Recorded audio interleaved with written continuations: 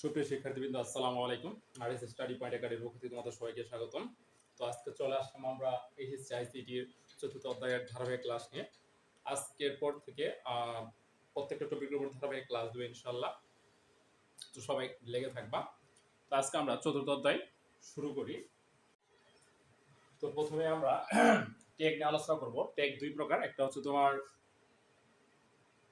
যে ট্যাগের closing opening tag থাকবে, আর একটা ট্যাগ আছে যে ট্যাগের কোনো প্রকার অপারেটিং ট্যাগ থাকবে কিন্তু ক্লোজিং ট্যাগ থাকবে। ওকে, যাকে এমটি ট্যাগ বলা হয়। এমটি ট্যাগ হচ্ছে দুইটা, অনেকগুলো আছে, তার মধ্যে আমরা জাস্ট দুইটা করব। একটা হচ্ছে তোমার ইমেজ ট্যাগ, আর একটা তোমার হচ্ছে break tag, BR break tag. আর এই দুটো ছাড়া বাকি অনেকগুলো ট্যাগ আছে, কন্টেন্ট ট্যাগ যেগুলো বলা হয়, ওগুলার তোমার অপারেটিংও আছে, ক্লোজিং ট্যাগও আছে। ওকে, তো ওগুলো নিয়ে একটু আলোচনা করি। প্রথমে আমরা আলোচনা করি একটু বি ট্যাগ নিয়ে। এই বি ট্যাগের ওপেনিং ট্যাগও আছে, ক্লোজিং ট্যাগও আছে। এই বি ট্যাগের কাজ কি? বি ট্যাগের কাজ হচ্ছে তোমার লেখাকে মোটা করে প্রিন্ট করবে, মোটা করে প্রিন্ট করবে, মোটা করবে, লেখাকে মোটা করবে। যেমন দেখবা যে মনে করে এখানে কি লেখা আছে, আম লেখা আছে, এই লেখাটা তুমি দেখবা যে অনেক মোটা হয়ে আছে, বুঝলি বা এই মোটা প্রিন্ট করার কাজ হচ্ছে বি ট্যাগের কাজ।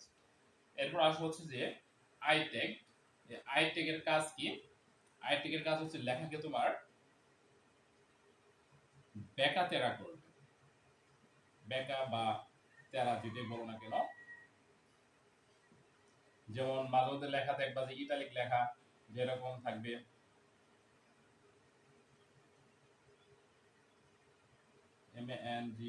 মানে লেখাটা একটু তেরা হয়ে থাকবে। এরপর আসা হচ্ছে তোমার আন্ডারলাইন ট্যাগ বা ইউ ট্যাগ যাকে বলা হয়। ইউ ট্যাগের কাজ হচ্ছে কোন একটা লেখার নিচে কি দিবে? দাগ দিবে। ঠিক আছে, লেখার নিচে কি করবে? দাগ দিবে। যেমন মনে করো যে আমি এই ম্যাঙ্গো লেখাটাই লিখলাম, নিচে কি থাকবে? আন্ডারলাইন, এরকম দাগ থাকবে। ওকে, এরপর আসা হচ্ছে ডিলেট ট্যাগ, ডিএল, ডিলেট। এই ডিলেট ট্যাগের কাজটা হচ্ছে তোমার লেখাকে ডিলিট করে দিয়ে বা মাঝখানে কি করবে? মাঝখানে কাটা দিবে। ঠিক আছে, মাঝখানে কি করবে? যেমন এই লেখাটা আছে, ম্যাঙ্গো লেখাটা আছে, এই লেখাটা মাঝখানে ভাবে কাটা চিহ্ন থাকে। ওকে, তো দেখো এই কাটা চিহ্নের কাটা, এই চিহ্নের কাজটা হচ্ছে কার? ডেল ট্যাগের কাজ। ওকে, এরপর আসা হচ্ছে তোমার স্মল ট্যাগ।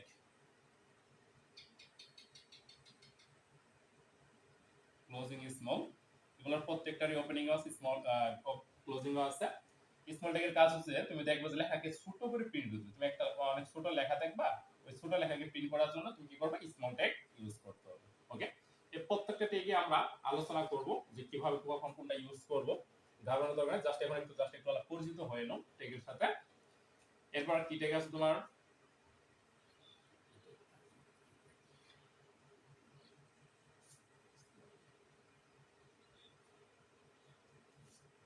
এরপর আছে তোমার হচ্ছে পি ট্যাগ,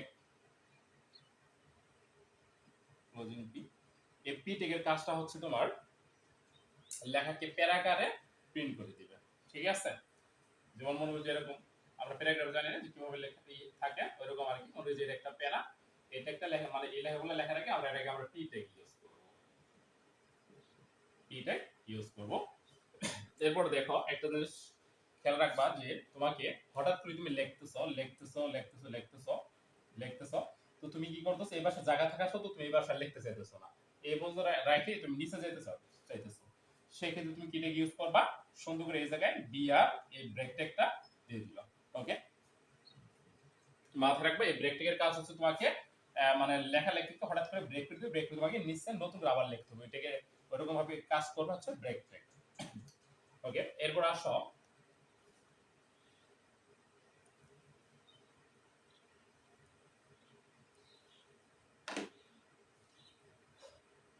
তোমার সুপ এবং সাবজেক্ট, যাকে বলা হয় soup tag, SUP soup, closing soup. এর কাজটা হচ্ছে যে দেখবা যে মাঝে মধ্যে আমরা পাওয়ার রিলেটেড কিছু লিখবো, যেগুলো লেখার জন্য আমাদের সুপ এবং সাব লাগবে। এই সুপ ট্যাগের কাজ হচ্ছে উপরের পাওয়ার কি প্রিন্ট করবে, আর উপরের পাওয়ার লেখার ক্ষেত্রে আমাদের সুপ লাগবে, উপরের পাওয়ার, যেমন মনে করে a টু দি পাওয়ার 5, এই 5 টা লেখার জন্য আমাদের সুপ ট্যাগটা লাগবে। এরপর আসবে SUV sub tag closing sub. এই সাব কি করবে তোমার নিচের পাওয়ারকে প্রিন্ট করে দিবে, নিচের পাওয়ার যেমন এই 5টা নিচে থাকবে এরকম। আশা করি বুঝতে পারছি। এরপর আসবে হচ্ছে যে আমাদের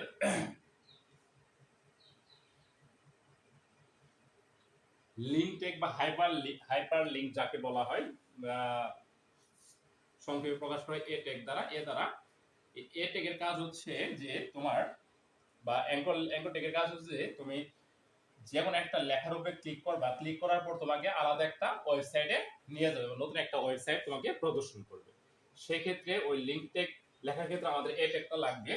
এই এ ট্যাগ লেখার ক্ষেত্রে আমাদের মাথায় রাখতে হবে এই স্ল্যাশ নামে একটা কিছু লিখতে হবে, ইনভার্টেড কমা দিবা, ক্লোজিং দিয়ে ক্লোজিং। ওকে, এখানে দেখো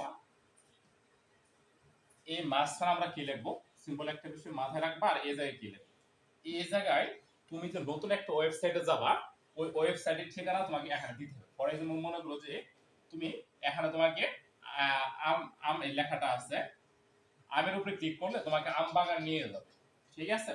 সেই ক্ষেত্রে ওই আম বাগানে যাওয়ার যে ঠিকানা, আম বাগানটা কোথায় অবস্থিত, ওই ঠিকানাটা তোমাকে এই জায়গায় মাঝখানে দিতে হবে। যেমন মনে করো যে মাঝখানে কি এরকম থাকতে পারে যে www.আমবাগান.com।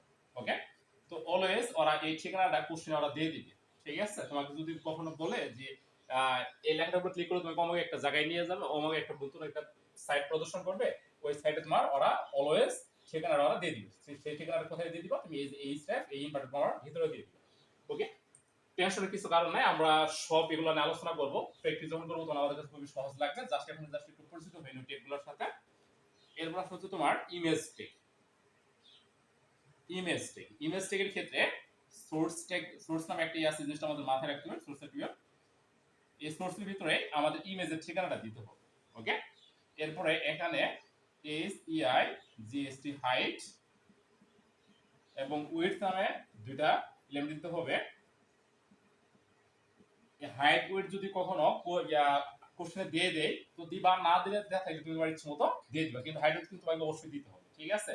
পরে তোমার দেখো এটা হাইট কেন দিবা, তুমি মনে করো যে এটা হচ্ছে তোমার একটা ওয়েবসাইট, হ্যাঁ, নতুন একটা পেজ তোমার, এটা হচ্ছে নতুন একটা পেজ তোমার। এন্ড কথা হচ্ছে তুমি এই যে একটা ছবি এড করবা, এই পেজে কোথাও একটা ছবি এড করবা। যদি তুমি এখানে হাইট উইডথ না দাও, তুমি যে ছবিটা এড করো ছবিটা পুরো পেজ সম্পূর্ণ হয়ে যাবে। তো তুমি তো সম্পূর্ণ চাচ্ছ না, কি করবা, তুমি অবশ্যই পেজের সৌন্দর্যের জন্য কোন একটা সাইডের ইমেজটা রাখতে চাচ্ছ, কোন একটা জায়গায় রাখতে চাচ্ছ, ঠিক আছে? এই যে সেই ক্ষেত্রে দেখো তুমি কতটুকু প্রশস্ত নিবা, কতটুকু লম্বা নিবা, সেটা এখানে তুমি বলে দিবে। এখানে যা বলে দিও সে এখানে অতটুকু জায়গায় সে দখল করে দিবে। ওকে, তো আশা করি তোমরা বুঝতে পারছো। তো এগুলা নিয়ে কোনো তোমাদের টেনশন করার কোনো কারণ নাই, আমরা এগুলা ডিটেইলস পড়বো, সমস্যা নাই। যখন প্র্যাকটিস করবো তখন আমরা খুব সহজে এগুলো বুঝতে পারবো। তো চলো একটু আমরা প্র্যাকটিস করি।